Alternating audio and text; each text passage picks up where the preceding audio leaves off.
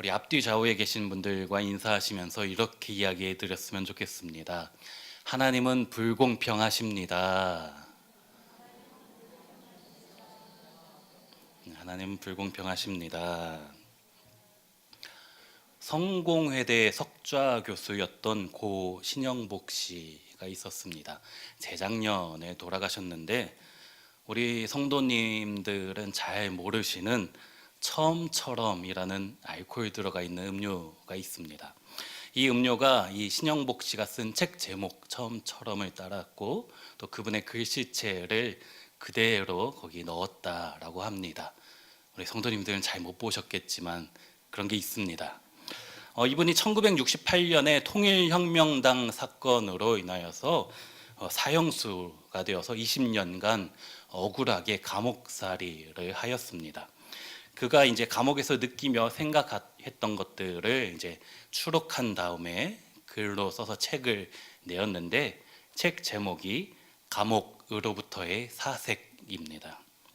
조금 읽어드리면 없는 사람이 살기는 겨울보다 여름이 낫다고 하지만 교도소의 우리들은 없이 살기는 더합니다만 차라리 겨울을 택합니다.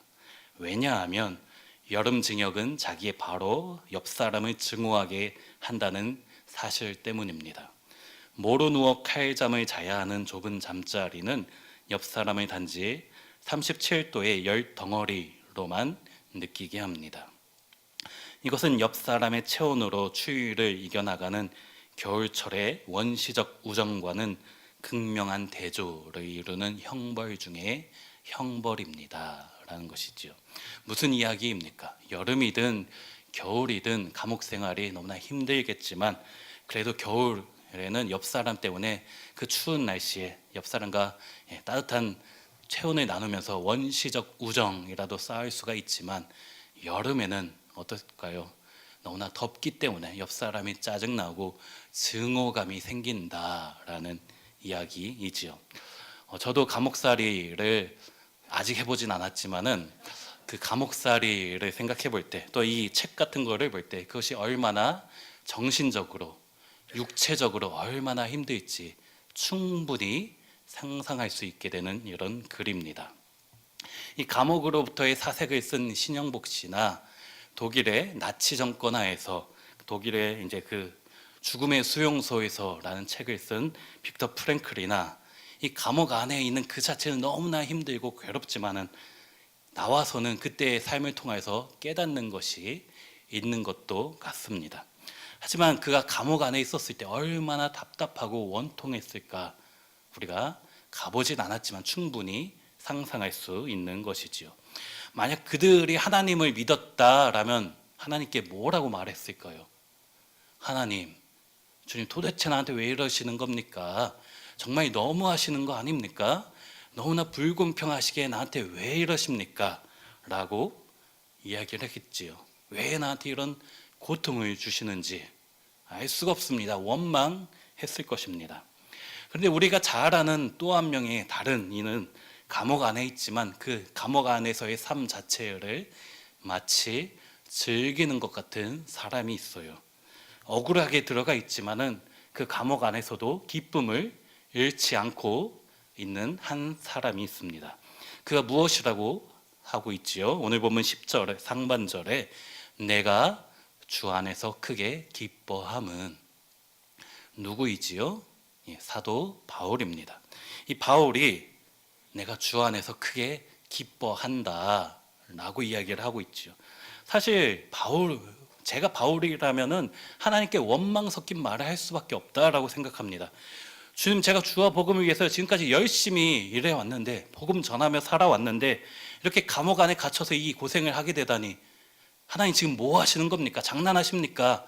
나한테 너무 하시는 거 아닙니까? 라고 불평할 수밖에 없을 것 같은데 바울이 무엇이라고 말하고 있다고요? 내가 주 안에서 크게 기뻐한다 라는 것이지요. 또 오늘 보면 4장 4절에서는 이렇게 말하고 있습니다. 주 안에서 항상 기뻐하라. 내가 다시 말하노니 기뻐하라. 감옥 안에 있는 사람이 나는 너무나 기쁜데 감옥 밖에 있는 너희들도 좀 기뻐해라 라는 것이지요. 너무나 큰 아이러니가 아닐 수가 없습니다. 그래서 기뻐하라라는 것은 2인칭 복수 명령형입니다. 너희는 반드시 기뻐해야만 한다라는 것이죠. 우리 성도님들은 언제가 가장 기쁘십니까? 우리 아이들은 세뱃돈 받을 때 가장 기쁘다라고 하더라고요. 특히 세종대왕보다 심사임당을 더 존경한다고 합니다. 한 5배는 더 존경하는 것 같아요. 그런데 제가 이번 구정에 우리 심사임당보다 더 존경스러운 분을 알게 되었습니다. 태계 이황 선생님, 1,000원짜리잖아요. 저희 장모님이 은행 가서 이제 세뱃돈 신권 주려고 새 돈 바꾸려고 갔는데 10,000원짜리와 5,000원짜리가 다 떨어졌다고 해요. 1,000원짜리만 남았다고 해서 1,000원짜리 한 묶음 10만 원을 세 묶음을 사서 저희 아이들에게 하나씩 나눠줬어요. 그러니까는 신사임당보다 세종대왕보다 더 좋아하더라고요. 묶음으로 주니까는 저 처음 그걸 봤는데 정말 좋았던 것 같습니다. 우리 아이들은 이렇게 세뱃돈 받을 때 기뻐하고, 또 청소년들은 노래방 가서 빰빠바방 99점 가수의 소질이 있으시네요 이럴 때 기쁘시고요. 우리 부모님들은 언제가 가장 기쁘십니까? 자식이 잘 될 때 가장 기쁘시지요. 우리 목회자들은 언제가 가장 기쁠까요? 언제가 가장 기쁠 것 같습니까?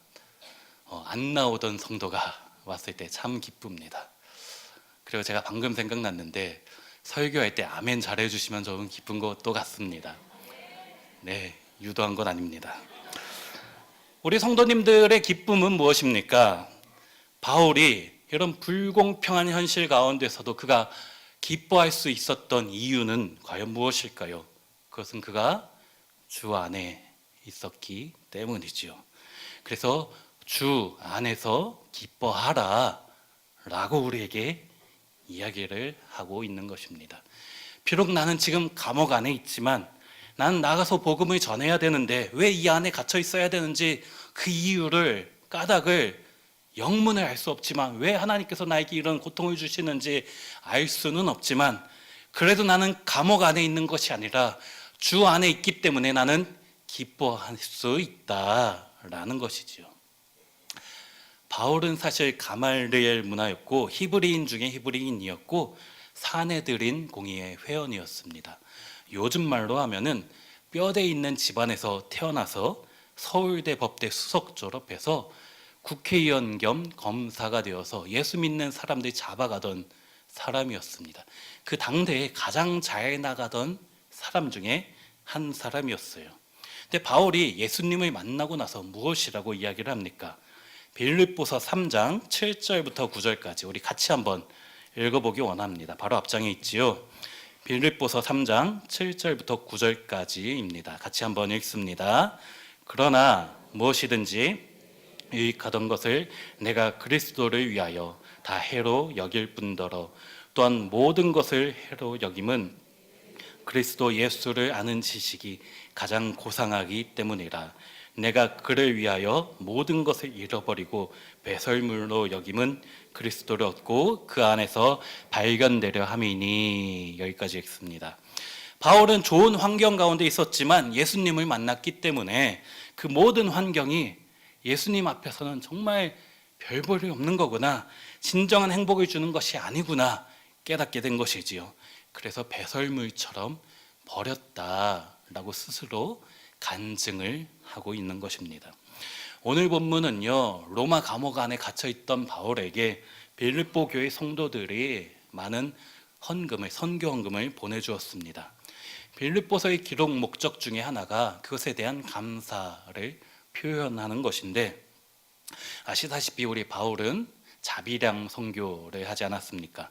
텐트를 만들면서 수입을 벌어서 그거 가지고 선교를 했지요.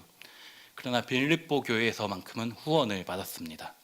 그것에 대해서 감사하면서 바울이 자신의 생각을 이야기하는데, 세상적으로 말하면 자기 인생의 철학이고 영적으로 말하면 신앙 고백입니다. 그것이 바로 오늘 본문 4장 11절과 12절입니다. 이것도 같이 한번 읽어보기 원합니다. 4장 11절과 12절입니다. 같이 읽습니다. 내가 궁핍함으로 말하는 것이 아니니라.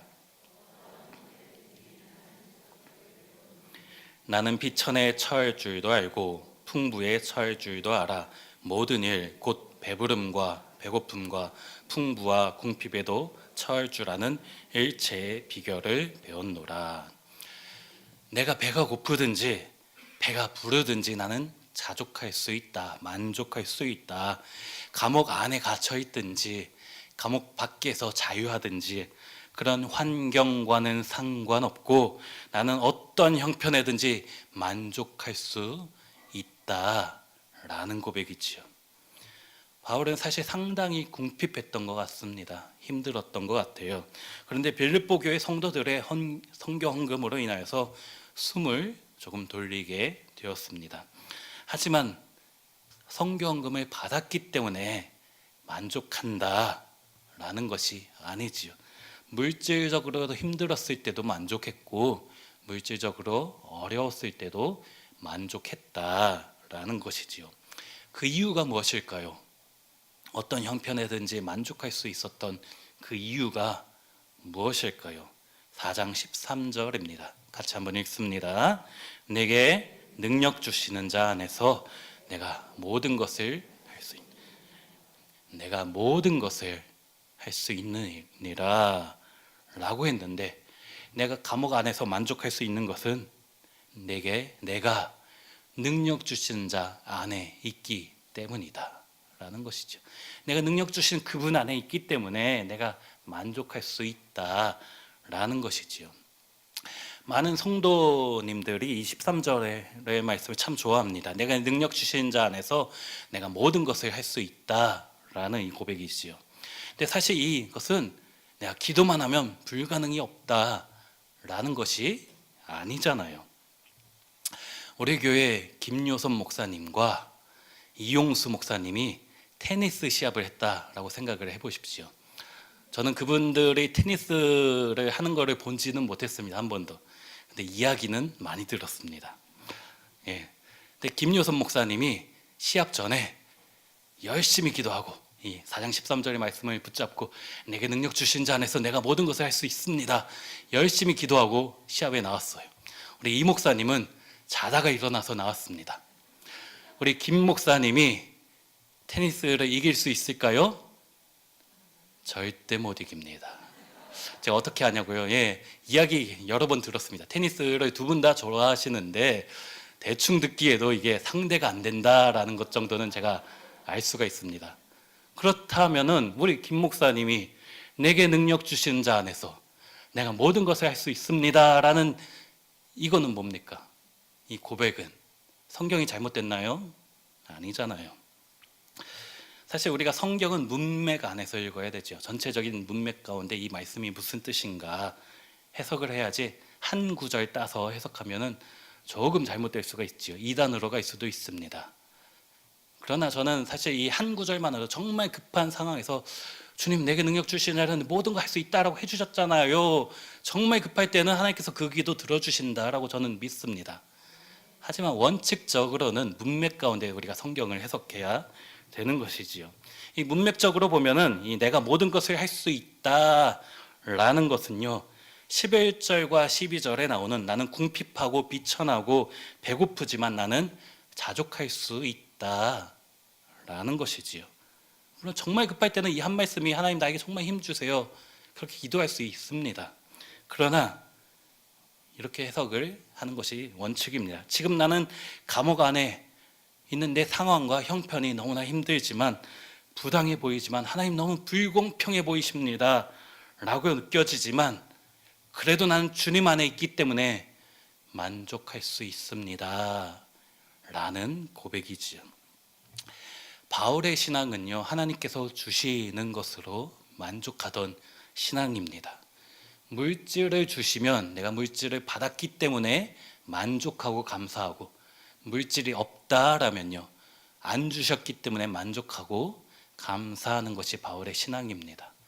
건강은요, 건강을 주시면 하나님께서 나에게 건강 주셨기 때문에 만족하고 감사하지만 건강을 안 주셨다라면 하나님께서 건강을 안 주셨기 때문에 내가 만족하고 감사할 수 있는 것이 바울의 신앙인 것이지요. 우리 아이들 주일학교 찬양 중에 이런 가사가 있습니다. 가진 것이 많아도 행복하지 않아요. 가진 것이 없어도 행복할 수 있어요.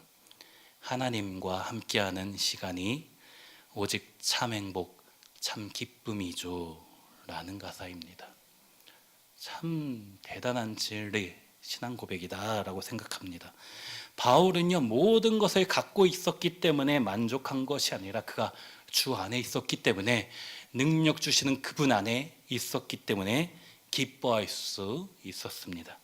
하나님이 주신 것만으로도 자족할 수 있었기 때문에 그에게 부족함이란 없었기 때문인 것이지요. 이 세상에 자기가 모든 것을, 원하는 모든 것을 가지고 있는 사람이 있을까요? 또 부자라고 해서 만족하며 항상 살아갈 수가 있을까요? 세계적인 재벌이었던 록펠러에게 어떤 기자가 질문했다라고 합니다. 당신이 세계에서 제일 가는 부자라고 하는데 당신은 당신이 가진 것에 만족합니까? 록펠러가 저는 만족하지 않아요. 그렇다면 얼마나 더 있어야지 만족할 수 있겠습니까? 뭐라고 대답했을까요? 조금만 더 있었으면 좋겠다라는 것이죠. 우리도 그럴 때가 있지 않습니까? 내가 조금만 더 돈이 있었더라면, 내 아내가, 내 여자친구가 조금만 더 예뻤더라면, 내 자식이 조금만 더 공부 잘했더라면, 그렇다면 만족할 수 있었을까요? 우리가 조금 더 갖는다고 만족할 수가 없는 것이지요. 우리는 우리 원하는 모든 것을 가질 수 없기 때문에 우리의 마음의 자세가 중요하다라는 것이지요. 전도서 5장 10절에는 이렇게 이야기합니다. 은을 사랑하는 자는 은으로 만족하지 못하고 풍요를 사랑하는 자는 소득으로 만족하지 아니하나니 이것도 헛되도다 라는 것이에요. 하나님이 나에게 주신 것을 바라보면 만족하지만 내가 없는 것 바라보면 불만족스럽고 하나님 너무 불공평하십니다 이야기할 수밖에 없지요. 우리 송명희 씨에 대해서 들어보신 적이 있으실 겁니다. 우리가 잘 아는 찬양 나라는 찬양, 공평하신 하나님 지은 분이시지요. 태어날 때부터 뇌성마비 환자였어요. 태어날 때부터 말도 제대로 못하고 제대로 걷지도 못하던 그녀가 무엇이라고 찬양했지요? 나 가진 재물 없으나, 나 가진 지식 없으나, 나 남에게 있는 건강 있지 않으나, 나 남이 없는 것 있으니. 그녀는 자신이 갖지 못한 것에 집중하지 않았습니다. 눈을 돌려서 내가 가지고 있는 것이 무엇인가 찾아보았지요. 그것이 무엇입니까? 나 남이 못 본 것을 보았고, 나 남이 듣지 못한 음성 들었고, 나 남이 받지 못한 사랑받았고, 나 남이 모르는 것 깨달았네. 그러면서 무엇이라고 하고 있지요? 공평하신 하나님, 공평하신 하나님. 이것이 믿음입니다.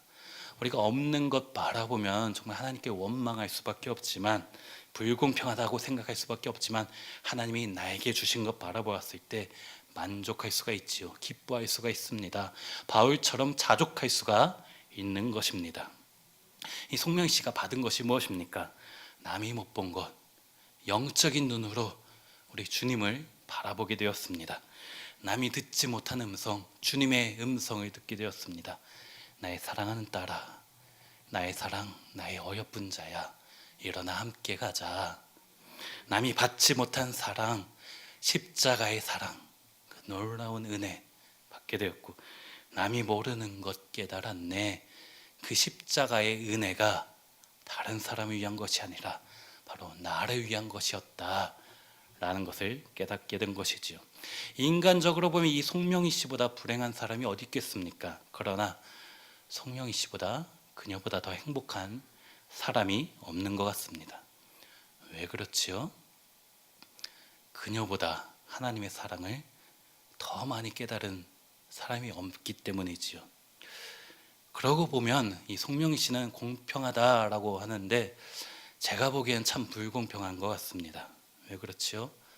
그 속명이지만 엄청난 사랑을 깨달았기 때문에, 그녀만 엄청난 사랑을 받았기 때문에 참 너무나 불공평한 것 같아요. 우리 성도님도 그렇게 생각하십니까?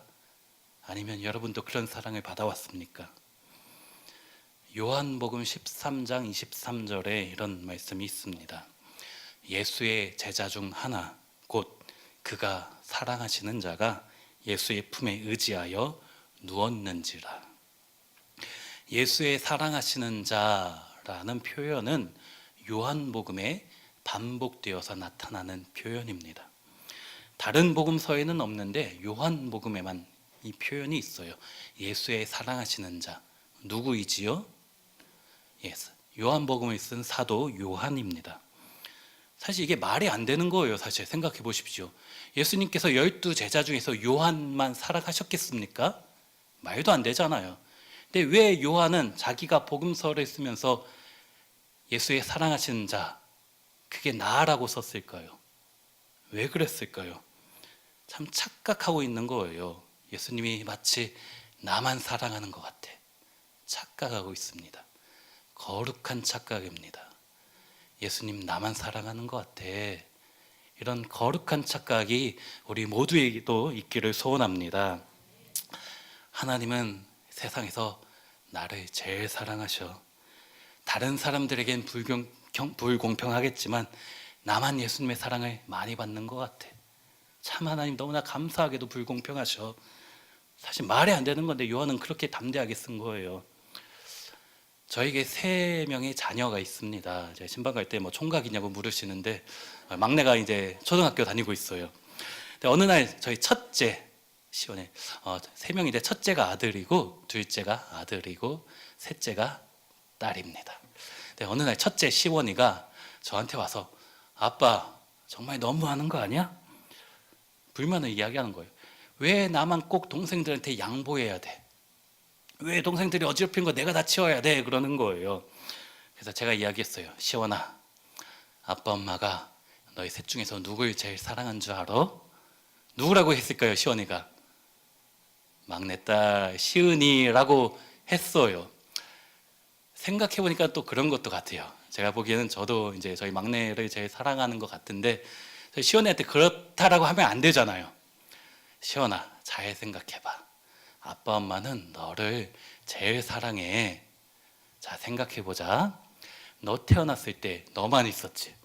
아빠 엄마가 너만 100% 사랑해줬어. 그러다가 이제 시영이가 태어났지.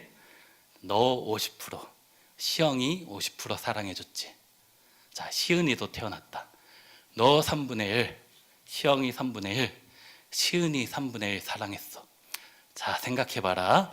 너만 100%의 사랑을 받았어. 그러니까 아빠 엄마는 널 제일 사랑한 거야 라고 이야기를 했어요. 시원이가 이 이야기를 듣고 뭔가 좀 이상한데 또 맞는 것도 같아요. 그러면서 얘가 그때부터 착각에 빠졌습니다. 아, 내가 아빠 엄마의 사랑을 제일 많이 받고 자랐구나. 착각에 빠져가지고 아직까지는 그 착각 가운데 살아가고 있습니다. 그때부터 이제 동생들한테 양보도 잘하고 동생들을 도와주고 할 수가 있는 것이죠. 사실 우리도 마찬가지라고 생각을 합니다. 우리도 하나님의 사랑에 대한 거룩한 착각이 있어야 될 줄로 믿습니다. 하늘을 두루마리 삼고 바다를 먹물 삼아도 다 기록할 수 없는 그 하나님의 사랑, 그 사랑이 다른 사람을 위한 것이 아니라 나를 위한 것이다, 나만을 위한 것이다 라는 생각들. 이 세상의 죄인이 나 혼자만 있었다 할지라도 우리 예수님께서는 나 하나만을 위해 십자가 지러 오셨을 뿐이다 라는 생각들. 예수님이 누구의 죄를 위해서 이 땅에 오셨습니까? 우리의 죄를 위해서요? 아니잖아요. 나의 죄를 위해서 오셨잖아요. 예수님은 나를 세상에서 제일 사랑하기 때문이죠. 하나님은 이 세상에서 나를 나만을 가장 사랑하기 때문에 참 불공평하신 분 같습니다. 나만 그 사랑을 가장 많이 받고 살아가기 때문이죠. 만약에 하나님께서 공평하게 하셨다라면 우리가 어떻게 되었을까요? 저와 여러분 영원히 죽어 마땅한 죄인입니다. 그러나 공평하게 하지 않으시고 공의대로만 하지 않으시고 불공평하게도 나를 위해서 이 땅에 오신 줄로 믿습니다. 그래서 하나님은 참 불공평하신 하나님이신 것 같습니다. 말씀을 맺습니다. 내게 능력 주시는 자 안에서 내가 모든 것을 할 수 있느니라. 비록 감옥 안에 있지만, 갇혀 있지만 바울은 감옥 안에 있는 것이 아니라 주님 안에, 내게 능력 주시는 자 안에 있다라는 것을 깨달았지요. 그래서 기뻐할 수가 있었습니다. 내가 받은 사랑이 얼마나 큰 것인지 깨달았기 때문에, 그 불공평하신 하나님의 사랑 때문에 자신이 가지고 있던 모든 것을 배설물로 여길 수 있었던 것이지요. 우리 성도님들에게 하나님은 어떤 분이십니까? 어떤 의미에서 불공평하십니까? 나에게 안 주신 게 너무나 많아서, 내 기도 너무나 안 들어주셔서, 내 모든 형편과 상황을 보니까 너무나 힘들기만 해서 하나님 정말 너무하시는 거 아닙니까? 내 인생이 정말 감옥같이 정말 지긋지긋한데 정말 너무하시는 거 아닙니까? 너무 불공평하십니다 라고 생각하시나요?